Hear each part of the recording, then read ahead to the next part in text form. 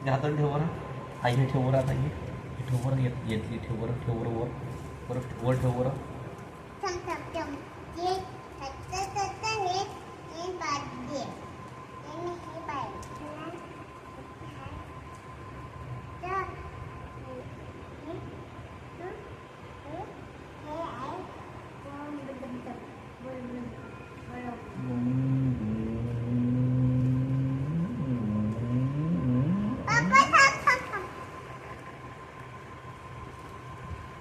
आता मी तू धक्का देऊ इकून हात का मी इकून धक्का देतो.